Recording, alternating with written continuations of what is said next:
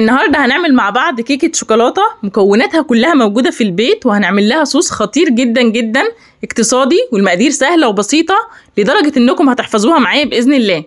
هعمل لها كمان تشريبة خطيرة جدا هتخليها طرية معاكي طراوة بجد ما دقتهاش قبل كده. الطريقة سهلة وبسيطة جدا، هنعملها كلها في الخلاط. عايزاكم كده تتحمسوا معايا وتحطوا لايك للفيديو وكملوا معايا الفيديو للآخر. هقول لكم بجد شوية نصايح وتريكات خطيرة جدا جدا هتخليكم أساتذة في عمل الكيكة. ويلا بينا نصلي على النبي في الكومنتات ونسمي الله ونبدأ على طول في الوصفة بتاعتنا.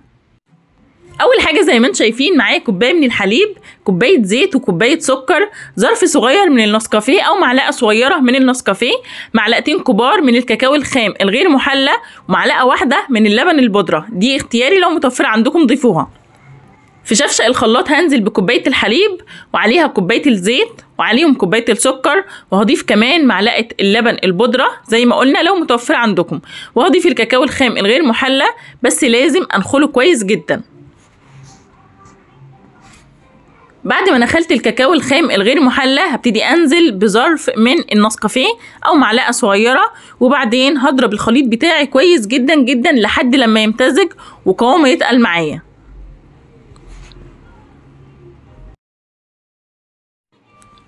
وبعد ما الخليط بتاعنا امتزج كويس جدا، هو ده القوام المطلوب ليه. السكر بتاعي داب تماما وبقى عباره عن صوص شوكولاته خطير جدا وتقيل زي ما انتم شايفين.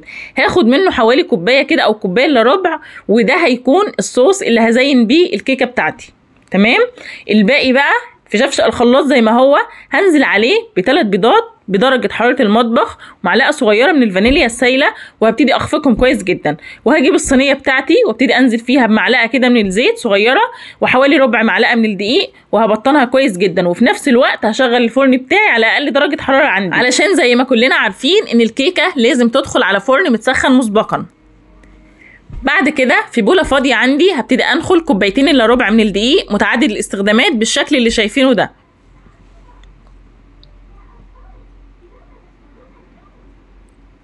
بعد ما نخلتهم هضيف ليهم معلقة كبيرة او باكت من البيكنج باودر وذرة ملح.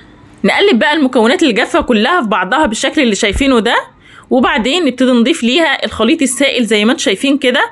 بس طبعا ما ننساش نضيف معلقة صغيرة كده من الخل.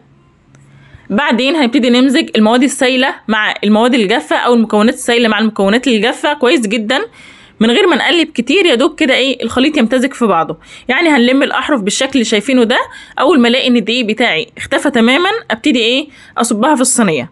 طبعا كلنا عارفين ان الكيكه لازم تدخل على فرن متسخن مسبقا. تمام. فانا بعد ما هجهزها هتدخل الفرن على درجه حراره 170 في الرف الوسطاني، هتقعد تقريبا تلت ساعة. هو ده قوامها المظبوط زي ما شفتم كده. الصينية بتاعتي كنا مجهزينها من قبل ما نبتدي في عمل خليط الكيكة. ابتدي اصب الكيك في الصينية بالشكل ده. وطبعا تقدروا تعملوا الكيكة بتاعتكم في اي صينية متوفرة عندكم، يعني مثلا تيفال بقى، ألمونيوم، بايركس زي كده، اي حاجة. تمام. بعد ما خلصنا كده وسوينا السطح بتاعها كويس جدا بعود كده او بخله اسنان هنبتدي ايه نعمل خطوط فيها كده عشان نطلع منها فقاعات الهواء، وهنخبطها خبطتين وهندخلها الفرن زي ما اتفقنا في الرف الوسطاني على درجه حراره 170 حوالي تلت ساعه بالظبط. كانت معايا استوت بالشكل اللي شايفينه ده. هبتدي بقى ايه اعمل فيها ثقوب كده بعصايه شيش طاووق، بخله اسنان، باي حاجه، علشان هنعمل لها تشريبه لذيذه جدا هتخليها طريه زي الجاتو. ويفضل طبعا بعد ما تعملوا الثقوب دي فيها سيبوها حوالي دقيقة كده او دقيقتين.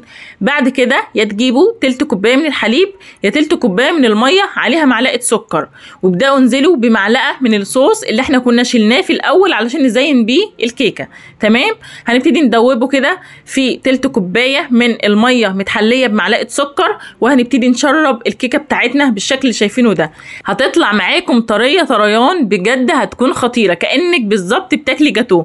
ده غير صوص الشوكولاته اللي لسه هنحطه على الوش، هتبقى معاكي رهيبه باذن الله.